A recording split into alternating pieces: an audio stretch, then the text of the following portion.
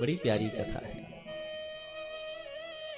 जानते हो भागवत की अनंत महिमा है। श्रीमद् भागवती वार्ता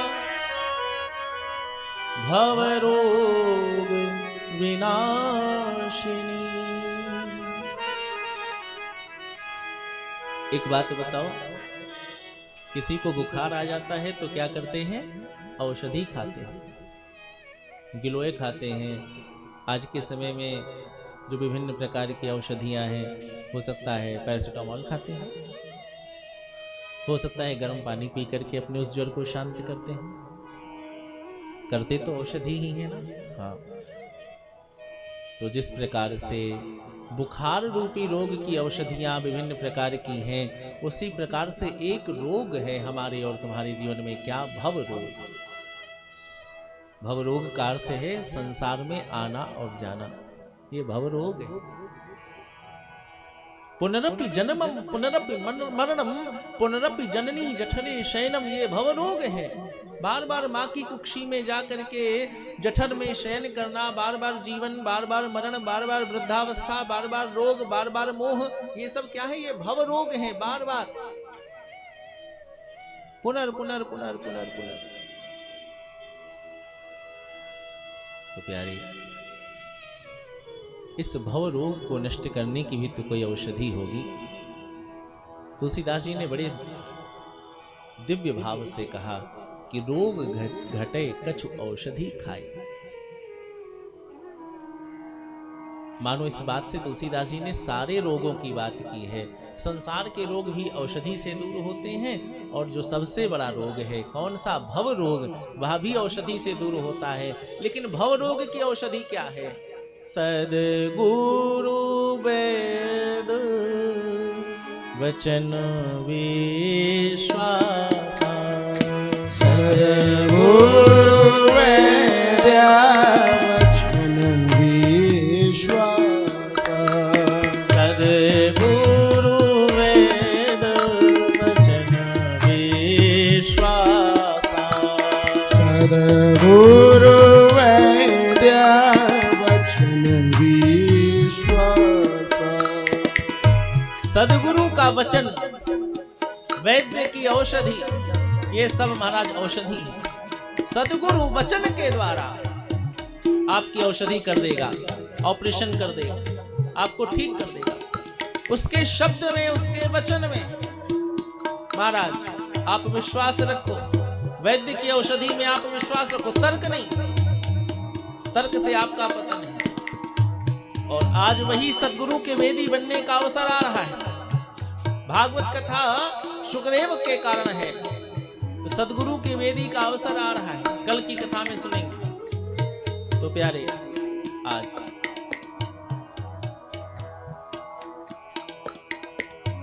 सनत कुमार समझा रहे हैं नारद जी को कि नारद,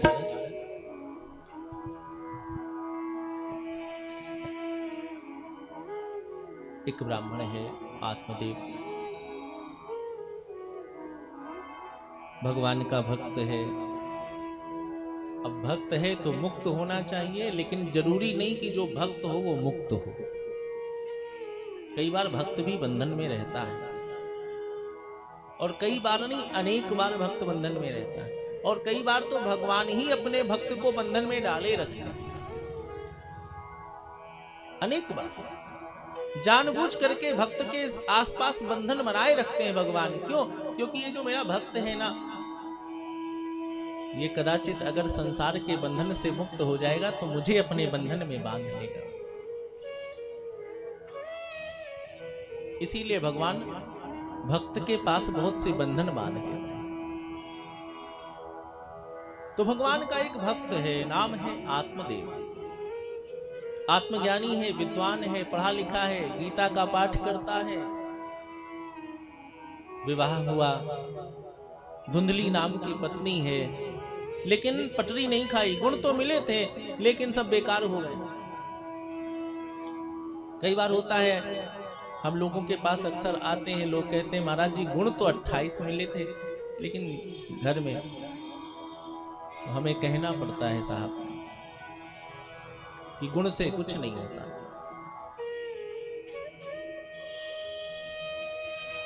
प्यारे, सब कुछ है जीवन में, धन है, ऐश्वर्य है, गृहस्थी है, लेकिन संतान नहीं। बहुत पूजा करी, बहुत पाठ किया, बहुत तप किया, संतान नहीं हुई। धीरे धीरे जो उसकी पत्नी धुंधली है वो मानसिक रोगी हो गई, क्रोधी हो गई। अब तो वो क्षण क्षण में क्रोध करती है। जब किसी से बात करती है तो बहुत अधिक समय तक बात किया करती है। किसी से सांसारिक बात करने लग जाएगी तो इतनी देर तक बैठी बात करती रहेगी कि कब समय निकल गया पता ही नहीं चला। लोक वार्ता रता क्रूरा, फालतू की बातों में रत रहती है। क्रूर हो गई, हिंसक हो गई, बात बात में को थप्पड़ मार दे। और कदाचित उसको कुछ किसी को सुनाने का मन है और किसी को सुनने का नहीं है तो को पैर पकड़ ले कि नहीं नहीं मेरी बात तो सुन लो, अरे बैठो बैठो, अभी अभी तो आई हो, अभी मेरी बात सुनो। बहुजल पिका, जैसे जोंक चपक जाती है उस तरह से वो बिल्कुल पकड़ के चपक जाती है, बैठा लेती है। ध्यान रखना, जीवन में कोई बहुत बड़ी कामना हो और पूरी ना हो रही हो तो व्यक्ति रोगी हो जाता है। अब वो बेचारी कामना लिए बैठी है कि मेरी गोद में लाला आए और वो कामना पूरी नहीं हो रही है तो क्या हुआ, वो मानसिक रोगी हो गई। और जब मानसिक रोगी हो गई, एक दिन की बात है, आत्मदेव ब्राह्मण भवन से बाहर दूर कहीं पर सत्संग हो रहा था, उस मार्ग से निकले और वहां पर उस सत्संग में संत जी के मुखारविंद से निकला। संत ने कहा कि जिसके संतान नहीं होती है वो मरता तो है लेकिन मोक्ष नहीं मिलता। वो मर जाता है, फिर से जन्मता है, फिर मरता है, फिर जन्मता है, फिर मरता है, उसके शरीर बदलते रहते हैं, मोक्ष नहीं होता। और आत्मदेव तो गीता पढ़ने वाले व्यक्ति, तो लगा कि अरे मैं तो गीता पढ़ता हूं लेकिन फिर भी मेरा मोक्ष नहीं होगा। और कहा जाता है कि जो गीता गाता है उसका मोक्ष अवश्य होता है। तो आत्मदेव के मन में विचार चलने लगा कि मेरे संतान नहीं है, मेरा मोक्ष नहीं होगा। तो आत्मदेव अपने बुद्धि को और अपने मन को विचार युक्त किए हुए, बुद्धि कहती है ऐसा थोड़ी होता है, जब हम गीता पढ़ रहे हैं तो मोक्ष निश्चित है। मन कहता नहीं नहीं, संत की वाणी है, मोक्ष नहीं होगा। अब चिंता होने लगी, घर आ गया। कई कई बार हम अपने आप से लड़ते हैं। कभी कभी हमारा मन हमारी बुद्धि से लड़ता है, हमारी इंद्रियां हमारे चिंतन से लड़ती हैं। तो आज आत्मदेव ब्राह्मण अंतर्द्वंद में फंस गया, लड़ने लगा। और ध्यान रखना, जो व्यक्ति अपने अंतर्द्वंद में फंस जाता है, जो अपने आप से लड़ने लगता है, वो कहीं ना कहीं परेशान होता है, दुखी होता है, चिड़चिड़ा हो जाता है। आत्मदेव घर आए, पत्नी ने पूछा क्या हुआ। आत्मदेव ने कहा कुछ नहीं हुआ, जी चाहता है मर जाऊं। पत्नी ने कहा देर क्यों करते हो, वो मानसिक रोगी। आत्मदेव को लगा था कि कोई मलहम लगाएगा, लेकिन पत्नी ने तो उल्टी बात कह दी, देर क्यों करते हो। आत्मदेव को लगा अरे सब चाहते हैं कि मैं मर जाऊं। तो आत्मदेव जी ने अपनी गीता को हृदय से लगा लिया और अपना भवन त्याग दिया, घर छोड़ दिया। कोई मार्ग नहीं पता, कोई दिशा नहीं पता, किधर जाएंगे, क्या करेंगे, कुछ नहीं पता। कोई अपना है उसके पास जाएंगे, नहीं नहीं कुछ नहीं पता, कहां जाएंगे, चल दिए, कोई रास्ता नहीं, चले जा रहे हैं और एक पहाड़ पर चढ़ गए। गीता हृदय से लगा रखी थी, सब कुछ छूट गया था लेकिन गीता नहीं छूटी थी। और प्यारे, जैसे ही उस पहाड़ के शिखर पर पहुंचे, आगे एक बड़ी सी खाई थी। आत्मदेव को पता भी नहीं था कि आगे मार्ग नहीं है, खाई है। आत्मदेव ने अपना दाहिना चरण बढ़ाया और जैसे ही दाहिना चरण बढ़ाया वैसे ही गीता का कृष्ण प्रकट हो गया। उसने आवाज लगा दी, अरे ओ! ध्यान टूटा, देखा पीछे एक यति खड़ा है। कृष्ण केवल ग्वाला नहीं है, कृष्ण केवल भगवान नहीं है, कृष्ण केवल माखन चोर नहीं है, कृष्ण केवल राजकुमार नहीं है, कृष्ण केवल सारथी नहीं है, कृष्ण सन्यासी भी है साहब। गीता में भगवान ने कहा कि सन्यासियों में कपिल में आवाज लगाई। अब तो वो आत्मदेव रुक गया। यति रूप में, सन्यासी रूप में भगवान ने कहा, अरे क्या करता है? आत्मदेव ने कहा, क्या करूं पता नहीं।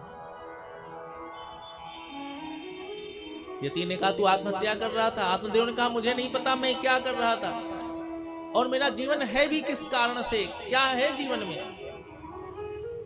अब तो उस यति ने कहा, बता क्या कष्ट है। आत्मदेव रोने लगा, मेरी संतान नहीं है।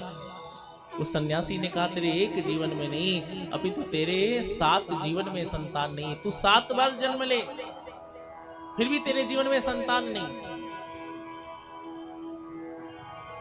आत्मदेव ने कहा, बाबा जब तुमने हमारे माथे की इतनी लकीरें पढ़ ली हैं तो कृपा करके एक काम कर दो, अगर तुम्हें लकीरें पढ़ना आता है तो तुम्हें उसको मेटना भी आता होगा। जिसको रोग की वास्तविकता का पता होता है, रोग की दुश्वारियों का पता होता है, रोग की गहराई का पता होता है, उसे इलाज भी पता होता है, औषधि भी पता होती है। तुमने मेरे रोग को तो जान लिया कि केवल इस जन्म में नहीं, अगले 7 जन्म तक मेरे संतान नहीं है, इतना विशाल रोग है। तो प्रभु एक बात बताओ, चलो 7 जन्म तक कोई बात नहीं, इस जन्म की कोई औषधि दे दो। अब तो संत फंस गया। इसीलिए संत लोगों को डांट के बात करते हैं, भगा देते हैं। पहली बार में ऐसा डांटेंगे कि अगले की हवा खराब हो जाए, भाग जाते हैं लोग। लेकिन यहां पर संत फंस गया। संत ने कहा, अच्छा तू भक्त है, तेरे हृदय में गीता है और तू कल्याण चाहता है, तो जा, मैं तुझे कुछ देता हूं। संत ने अपने पास से अपनी साधना का एक फल दे दिया। ये जो संत लोग देते हैं ना, कभी कभी अमरूद दे दिया, कभी सेब दे दिया, इसे फल न समझना, ये साधना का फल है, ये प्रसाद है। और तुम्हारी जितनी श्रद्धा होगी ये उतना फलवती होगा। इन्होंने तो दे दिया, लेकिन उसके बाद खेत तुम्हारा है साहब, ये तो बीज दे के चले गए। फिर तुम्हारा जो खेत है, जो तुम्हारी श्रद्धा है, वो जितनी पवित्र होगी उतना अच्छा वो फलित हो जाए। तो प्यारे, आज आत्मदेव ब्राह्मण उस फल को लेकर के मुस्कुराता, हंसता, आनंदित होकर के अपने अंगोछे में लपेट करके आया और महाराज द्वार को खटखटाया। अंदर से धुंधली बोली, कौन? आत्मदेव ने कहा, देवी द्वार खोल, मैं लौट आया हूं। धुंधली ने कहा, मरने के बाद कौन लौटता है? आत्मदेव ने कहा, देवी द्वार खोल। अब तो धुंधली ने द्वार खोल दिया। आत्मदेव बैठ गया, धुंधली को समझाने लगा। मानसिक रोगी है धुंधली, समझाया, देखो चिंता मत करो, सब ठीक हो जाएगा, ये फल खा लो। धुंधली ने कहा, पता नहीं कितने फल खाए, आज तक तो नहीं ठीक हुआ। आत्मदेव ने कहा, नहीं नहीं, आज मुझे विश्वास है। धुंधली ने कहा, अच्छा ठीक है, दे दो। धुंधली ने वो फल ले लिया। आत्मदेव को विश्वास था कि धुंधली खा लेगी। आत्मदेव चला गया स्नान करने के लिए। धुंधली के हाथ में फल रखा हुआ है और धुंधली उस फल को देख करके सोच रही है, क्या कि मैं फल खाऊंगी, फल खाने से मेरे गर्भ होगा, गर्भ होने से मैं भोजन नहीं कर पाऊंगी, करवट लेने में दिक्कत होगी, कदाचित जब गर्भ से जन्म होगा उस समय मृत्यु भी हो सकती है, पीड़ा भी होगी, गांव में घर में अग्नि लग जाएगी तो भागूंगी कैसे। नकारात्मक, निगेटिव सोचने लगी और इतना नकारात्मक सोच लिया कि धुंधली ने एक सूत्र दे दिया कि हम स्त्रियों में अच्छी स्त्रियां वो हैं जो बंध्या हैं, जो विधवा हैं, वो स्त्रियां ज्यादा अच्छी हैं, उन्हें कोई पीड़ा नहीं है। ऐसा मन से धुंधली ने विचार दे दिया। ध्यान रखना, मन दूषित होता है ना तो विचार भी दूषित ही जन्म लेते हैं। तो प्यारे, आज धुंधली हाथ में फल लिए सोच रही थी, गांव में आग लग गई, भागूंगी कैसे। और इतनी देर में धुंधली के आंगन में पली हुई है कौन? गौ माता। भारत की संस्कृति, भारत का संस्कार, भारत का धन, गोधन आज महाराज आत्मदेव के उस आंगन में था। और उस गोधन का, वो गोधन वास्तव में है, भले वो दूध ना देता हो फिर भी गोधन है। वो पली हुई थी, उसके संतान नहीं हुई थी, फिर भी वह गोधन थी। गोधन गोधन होता है साहब। धुंधली के हाथ से वो फल सरक करके गिर गया। गौ माता ने उस फल को खा लिया। थोड़ी देर बाद आत्मदेव स्नान करके संध्या वंदन के लिए बैठे, और जब संध्या वंदन पूर्ण हुआ लौट करके आए, धुंधली से पूछा कि ए फल खा लिया? तो धुंधली पागल सी बैठी थी, उसने धीरे से कहा हाँ हाँ खा लिया। अब तो धुंधली अपने उस झूठ को छिपाने के लिए एक झूठ पर दूसरा झूठ। कैसी तबीयत है? ठीक है। कुछ दिन बाद कैसा लग रहा है? आत्मदेव ने पूछा। ठीक है, मुझे लग रहा है मैं गर्भवती हूँ। अरे, आत्मदेव बड़ा प्रसन्न, पूरे गांव में गया, प्रसाद बांट दिया, मंदिर में भोग चढ़ा करके, प्रसाद चढ़ा करके सबको बांट दिया। अरे अरे, मेरे जीवन का सौभाग्य, मेरे घर में संतान जन्म लेने वाली है। अब तो धुंधली और डर गई, अब क्या करें? धीरे से अपनी छोटी बहन को बुलाया, बहन यहाँ आओ। बहन आई, बहन से पूछा मैं क्या करूं, मैं तो धर्म संकट में फंस गई, मेरे गर्भ नहीं है, लेकिन मैंने पति देव को बताया, पूरे गांव को पता चल गया कि मैं गर्भवती हूं, अब मैं क्या करूं? बहन ने कहा बहन चिंता क्यों करती है? एक पिता अगर 4 भाई हों और किसी एक भाई के पुत्र हो तो सारे जो भाई होते हैं वो पुत्रवान कहलाते हैं। उसी तरह से तेरे पुत्र नहीं है, कोई बात नहीं, मेरी कुक्षी में संतान है, मेरी कोख में संतान है, वो संतान तुम्हारी है। धुंधली ने कहा ये तो बहुत अच्छी बात है, चलो मेरा संकट दूर हो गया। अब धुंधली युक्ति लगाने लगी, बहन को भेज दिया और अपने पति से कहा कि देखो मैं गर्भवती हूं, मुझे बड़ी पीड़ा होती, घर के सारे काम करने पड़ते, मुझे बहन के यहाँ भेज दो। आत्मदेव ने कहा इससे अच्छा क्या हो सकता है, और आत्मदेव ने अपनी पत्नी को खूब धन दे करके बहन के घर भेज दिया। बहन के घर चली गई धुंधली, रहने लगी, संतान हुई, संतान का पालन पोषण होने लगा, थोड़ा थोड़ा सा स्वस्थ हो गई संतान। अब तो धुंधली ने बताया कि देखो मेरी संतान हो गई है, मुझे ले जाओ। अब आत्मदेव बड़ा प्रसन्न हुआ, अपने घर को गाय के गोबर से स्वच्छ किया और महाराज धुंधली को लेकर के, उसकी गोद में वो संतान लेकर के आत्मदेव अपने घर में आया और पवित्र आंगन की एक वेदिका पर, एक चौकी पर अपनी पत्नी को बैठाला और उस पत्नी की गोद में उसकी बहन का पुत्र। सब लोग निहारने लगे, देखने लगे। आत्मदेव बड़ा प्रसन्न है, उसके घर के आंगन में लाला का जन्म हो गया है, उसके मन में ऐसा भाव है। और ऐसे में एक छोटा बच्चा दौड़ा दौड़ा आया और उसने कहा काका काका। आत्मदेव ने कहा क्या हुआ? काका आपकी जो गौ माता है उन्होंने भी दक्षिण ओर जो पीपल का पेड़ है उसके नीचे एक बालक को जन्म दिया। आत्मदेव दौड़ा, जाकर के पीपल के पेड़ के नीचे देखा तो गौ माता और उनके पास में छोटा सा एक बालक का पुत्र। अरे, गौ ने बछड़े को जन्म देना था, बालक के पुत्र को, मनुष्य के पुत्र को। अब तो प्यारे उठा लिया गोद में, स्नान कराया, पूरे स्वरूप का दर्शन किया और देखा कि वो जो बालक है उसके 2 कान हैं वो गाय के समान है। बाकी तो सब कुछ मनुष्य के समान है, लेकिन उसके जो 2 कान हैं वो गाय के समान है। जैसे गाय के कान होते हैं उसी प्रकार से। अब तो बड़ा प्रसन्न हो गया, घर में ले आया। धुंधली बड़ी क्रोधित हो गई, ये क्या करते हो, गाय का बच्चा पालोगे? आत्मदेव ने कहा देवी ये मेरे जीवन का सौभाग्य है, अब तक मेरे घर में एक संतान नहीं थी, आज 2 संतान हैं, मुझे ऐसा करने दो। धुंधली डर गई, धुंधली जानती है कि गऊ ने फल खाया है, उस फल की कृपा से ये संतान है, धुंधली मना नहीं कर पाई। अब तो वह बालक धीरे धीरे बड़ा होने लगा। नामकरण संस्कार, धुंधली ने उस पुत्र का नाम रखा, मैं धुंधली हूं, मेरी गोद में ये है, इसका नाम धुंधकारी होगा। आत्मदेव ने कहा ठीक है। अब तो गाय के उस बच्चे का नाम रखने का अवसर आया।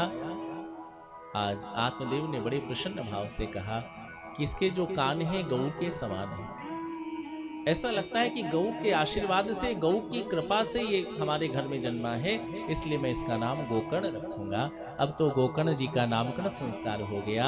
अब तो दोनों पलने बढ़ने लगे। आज आत्मदेव के घर में गोकर्ण जी महाराज और धुंधकारी दोनों बड़े होने लगे। 8 वर्ष की आयु हुई। 8 वर्ष की आयु में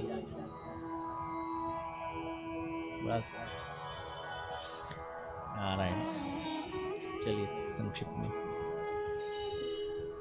8 वर्ष की आयु में श्री गोकर्ण जी महाराज के लिए कहा। विद्या अध्ययन के लिए गोकर्ण जी चले गए, धुंधकारी नहीं गया। अब धुंधकारी के जीवन में पाप प्रविष्ट होता है। ध्यान रखना, जिसके जीवन में समय पर विद्या नहीं होती है उसके जीवन में पाप स्वतः आ जाता है। विद्या की बड़ी आवश्यकता है। विद्या केवल क्लास नहीं है। जरूरी नहीं कि हर आदमी पीएचडी करे, जरूरी नहीं हर आदमी डॉक्टर हो, जरूरी नहीं हर व्यक्ति इंजीनियर हो। विद्या का अर्थ अनेक प्रकार से, हमारी बुद्धि सात्विक हो, समझ लो हमारे जीवन में विद्या है। गोकर्ण जी की बुद्धि सात्विक है, धुंधकारी की बुद्धि तामसी है। चोरी करता है, हिंसा करता है, व्यभिचार करता है, छोटे छोटे बच्चों को मार देता है, मांस भक्षण करता है, मदिरा का पान करता है। आत्मदेव को सूचना लगाई, लोगों ने बताया, आत्मदेव से कहा, आत्मदेव को बड़ी पीड़ा हुई। आत्मदेव ने विचार किया क्या करें, तो आत्मदेव दौड़े दौड़े गए कहाँ, बनारस, काशी में। और काशी में जाकर के गोकर्ण से कहा कि बेटा तेरा जो भाई है वो तो बड़ा पापी हो गया है। तो गोकर्ण जी ने कहा पापी हो गया है पिताजी, पिता समझाए तो पुत्र सद्मार्ग पर आ जाता है, आपको समझाना चाहिए। समझाया, नहीं आया। तब तो गोकर्ण जी ने समझाया कि अगर नहीं माना है तो अब नहीं मानेगा। आत्मदेव ने कहा मुझे बड़ा कष्ट है। गोकर्ण जी ने कहा कष्ट मत करिए, शांत रहिए। क्यों?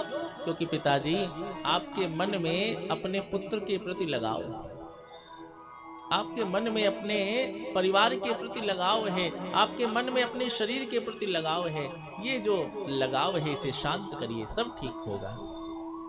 गोकर्ण जी ने समझाया।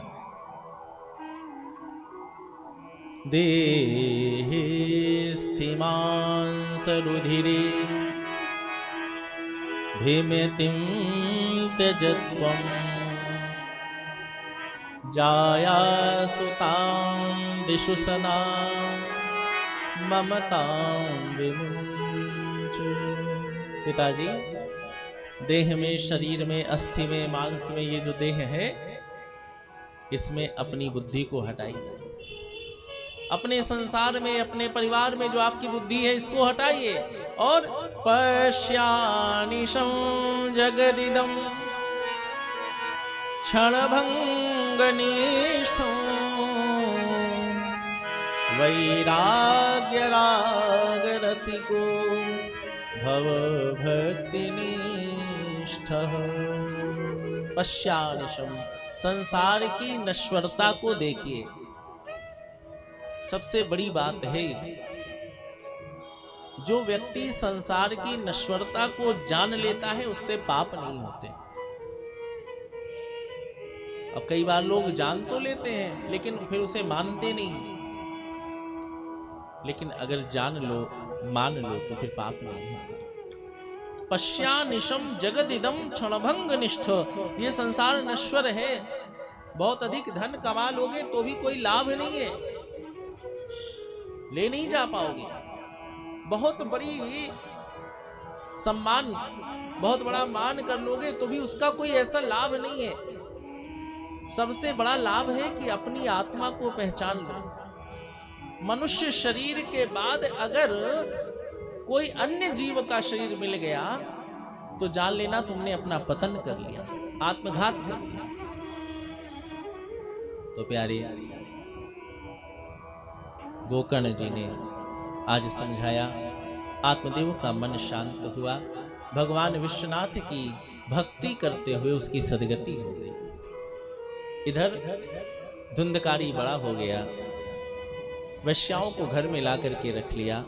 माँ ने रोका तो माँ को पीटा। और एक दिन माँ इतनी दुखी हो गई कि माँ ने महाराज कुएं में कूद करके आत्महत्या कर ली। अब गोकर्ण को सूचना लगी कि माँ का शरीर पूर्ण हो गया, तो माँ के निमित्त गोकर्ण को जो दान करना था वो सब कर दिया। और इधर धुंधकारी अपनी वैश्याओं के साथ में अपने मोह से, अपने पापरत जीवन से महाराज विभिन्न प्रकार के पाप करने लगा। राजा के घर चोरी करने लगा, द्यूत क्रीड़ा करने लगा, मदिरा पान करने लगा, मांसाहार करने लगा। अब तो उसी आत्मदेव के घर में ही मांस बनता है, मदिरा पी जाती है, वैश्याएं रहती हैं। गांव के सब लोग थूकते हैं उस जीव पर। धुंधकारी को सब लोग समझाते हैं। धुंधकारी सबसे क्रोधित होकर के वार्ता करता है। सबने समझाना बंद कर दिया। एक दिन की बात है, वैश्याओं ने धुंधकारी से धन मांगा। धन खत्म हो गया था। वैश्याओं ने धुंधकारी को महाराज चारपाई में बांध दिया। आग जल रही थी, मांस बन रहा था, और उस जलती हुई आग की जो मोटे मोटे लक्कड़ थे वो धुंधकारी के मुंह में प्रविष्ट करके वैश्याओं ने धुंधकारी को मार दिया। अब जब मुंह में अंगार हो गए, धुंधकारी के प्राण पखेरु निकले। कहां से? अधो मार्ग से। मलमूत्र का जो द्वार है वहां से प्राण निकले। और ध्यान रखना, 9 द्वार की देहरी है, और इस 9 द्वार की जो देह है इसमें जो 7 द्वार हैं इनसे प्राण निकलता है तो सदगति हो जाती है। अधो मार्ग से प्राण निकलता है तो दुर्गति होती है। तो प्यारे, जब कंठ तक अंगार भरे हुए थे तो उसका जो प्राण अवरुद्ध हुआ वो वायु के वेग से निकला, अधो मार्ग से, और महाराज वो वायु बन गया। दूषित वायु के कारण निकला तो वह दूषित वायु बन गया, अर्थात वह प्रेत हो गया। अब सारे गांव के लोगों को परेशान करने लगा। सारे गांव के लोग जो है दौड़े दौड़े पहुंचे, गोकर्ण जी को सूचना दिए, गोकर्ण जी आपका जो भाई है वह प्रेत हो गया। गोकर्ण जी ने वहीं काशी में सारा कर्म किया। फिर गांव के लोगों से पूछा, गांव के लोगों ने कहा नहीं नहीं भैया, वो शांत नहीं है, वो तो अभी भी प्रेत है। अच्छा, तब विद्वानों से पूछा गोकर्ण जी ने, सबने कहा जाओ बेटा अपने भाई के लिए गया श्राद्ध कर दो। अब तो गोकर्ण जी गया श्राद्ध के लिए गए। गया श्राद्ध करके लौट करके आए उस भवन में, और महाराज ब्रह्मभोज करने के लिए जब रुके रात्रि में तो वह प्रेत प्रकट हो गया। उसने गोकर्ण जी की गति को बाधित कर दिया। गोकर्ण जी ने कहा कौन हो तुम? तो वह प्रेत रो करके बता रहा है कि मैं आपका भाई हूं, और मैंने इस प्रकार से जो पाप किए हैं उसके कारण मुझे प्रेत शरीर प्राप्त हो गया। गोकर्ण जी ने कहा अरे मैंने तुम्हारे लिए गया श्राद्ध की है, तुम्हारा उद्धार नहीं हुआ। धुंधकारी ने कहा भैया एक नहीं 100 बार गया जी कर लो, उद्धार नहीं होगा। तो फिर उद्धार कैसे होगा ये नहीं पता। गोकर्ण जी ने कहा ठीक है जाओ, मैं पता करता हूं। प्रेत चला गया। प्रातः काल गोकर्ण जी ने सूर्य नारायण को अर्घ्य दिया। सूर्य भगवान से पूछा प्रभु सारी विद्याओं के स्वामी आप हैं, कृपा करके बताइए कि मेरे भाई का उद्धार कैसे होगा। सूर्य नारायण ने बताया कि भागवत सप्ताह के द्वारा तुम्हारे भाई का उद्धार होगा। गोकर्ण जी ने पवित्र वेदिका का निर्माण किया, समस्त देवी देवताओं का आवाहन किया। महाराज पवित्र गंगा जल से सारे स्थान को पवित्र करके और उस व्यासपीठ पर विराजमान होकर के पवित्र कथा को सुनाना प्रारंभ किया। गांव के समस्त नर नारी क्षेत्रवासी सबके सब आकर के उस प्रांगण में उपस्थित हो गए, और महाराज सबके सब बैठ करके पवित्र गोकर्ण जी के मुखारविंद से कथा को श्रवण करने लगे। और उसी क्षण वह प्रेत आकाश से यात्रा करता हुआ भागा। बैठना चाहता है, कहां बैठे? उसके शरीर में जल तत्व नहीं है, उसके शरीर में मिट्टी तत्व नहीं है, उसके शरीर में अग्नि तत्व है। प्रेत में अग्नि होती है, प्रेत में वायु होती है, और प्रेत में आकाश होता है। जैसे हमारा आपका जो शरीर है ये 5 तत्व से निर्मित है, उसी प्रकार से जो प्रेत का शरीर होता है वो 3 तत्वों से निर्मित होता है। यही कारण है कि वो दिखता नहीं। जल तत्व हो तो दिख जाए, उसके जीवन में शीतलता हो, मिट्टी तत्व हो तो दिख जाए, लेकिन वो दिखता नहीं। क्यों? क्योंकि वो वायु है, वो गर्मी है, वो अग्नि है, वो आकाश है। वो आया और आकर के उसी मंडप के पास में एक स्थान था, एक बांस लगा था। उस बांस में जिसमें 7 गांठ थी उसमें आकर के बैठ गया। कथा होने लगी, सबने कथा सुनी, जितने जितने भक्त थे सबने कथा सुनी, और सब कथा सुन करके लौट करके गए। लेकिन वह जो प्रेत था वो उसी बांस में बैठा रहा, रात्रि भर व्यास गद्दी को देखता रहा। एक दिन बीता, दूसरा दिन, तीसरा दिन, अब वो गोकर्ण का इंतजार करता है कि मेरा भाई आएगा, मुझे कथा सुनाएगा। और गोकर्ण जो कथा सुना के चले जाते हैं उसे वो सोचता है कि मेरे भाई ने आज क्या क्या सुनाया। अच्छा, आज तो बराह चरित्र सुनाया, आज तो हिरण्यकशिपु के वध की कथा को, प्रहलाद जी के उद्धरण की कथा को सुनाया, अरे आज तो कृष्ण जन्म सुनाया, अरे आज तो माखन चोरी सुनाई। इस करते करते 4 दिन 5 दिन 6 दिन और 7 दिन, 7वें दिन महाराज जब कथा परिपूर्ण हुई तो उसी क्षण वो बांस फट गया और उस बांस के अंदर से जो प्रेत अंदर प्रविष्ट हुआ था, आज वह प्रेत नहीं रह गया था, वो साक्षात भगवान का पार्षद हो गया। पार्षद, पार्षद का अर्थ होता है भगवान की तरह सुंदर हो जो। पार्षद का अर्थ होता है जो मुस्कुराए, जो हंसे, वो पार्षद है। जिसके जीवन में चिंता ना हो, जिसके जीवन में कष्ट ना हो, उसे पार्षद कहते हैं। जिसके जीवन में कोई कष्ट ना हो उसे पार्षद कहते हैं। जो बैकुंठ में वास करे, जो भगवान के सन्निकट हो, जिसकी सारी कामनाएं पूर्ण हो, जिसका शरीर निरोगी हो, वो पार्षद है। पार्षद का अर्थ सभासद नहीं होता, वो तो एक उपाधि बना दी गई। पार्षद का अर्थ है जो नारायण के निकट हो। तो प्यारे, आज वह पार्षद बन गया। 4 हाथ शंख चक्र गदा पद्म धारण किए हुए था। जैसे ही वह प्रकट हो गया वैसे ही उसने आकर के गोकर्ण जी को प्रणाम किया, भागवत जी को प्रणाम किया। सारे गोपवासी देख रहे हैं, ग्रामवासी देख रहे हैं कि अरे अरे ये क्या कर रहा है, ये तो प्रेत था, ये तो धुंधकारी है ना, आज तो पार्षद बन गया, आज तो भगवान का भक्त बन गया, चिन्मय स्वरूप को धारण कर लिया। अब सब देख रहे हैं और वह धुंधकारी आज अपने भाई को प्रणाम करके, भागवत जी को प्रणाम करके, भागवत की महिमा का गान करता हुआ विमान पर आरूढ़ होकर के वैकुंठ को चला गया। सारे गोपवासियों ने, गोपवालों ने, सबने महाराज रोक लिया गोकर्ण जी को। गोकर्ण जी ने कहा क्यों रोकते हो मुझे? गांव वासियों ने कहा भैया तुमने मेरे साथ छल किया है। क्या? कथा मैंने भी सुनी, बल्कि हम मनुष्य हैं और वो प्रेत था, वो तो अधम योनि में था, उसने भी कथा सुनी और हमने भी सुनी, लेकिन उसका उद्धार हुआ, मेरा नहीं हुआ। आपने उसे कोई और भी कथा सुनाई? नहीं नहीं, मैंने उसे कोई दूसरी कथा नहीं सुनाई, जो कथा मैंने तुम्हें सुनाई वही उसे सुनाई है। इस प्रकार से समझाया। उसने अपने मनोयोग से कथा सुनी। प्यारे, अब तो सारे गोपू वालों ने कहा नहीं नहीं, मुझे फिर से कथा सुननी है, मेरे मनोयोग में कुछ कमी रह गई तो वह कमी दूर हो जाए। अब तो गोकर्ण जी ने फिर से कथा की वेदिका बनाई और सबको कथा सुनाई और सब पुनः महाराज ठाकुर जी के सबके लिए दिव्य विमान आया। सब पार्षद बने, सब दिव्य स्वरूप को धारण करके गोकर्ण जी को प्रणाम कर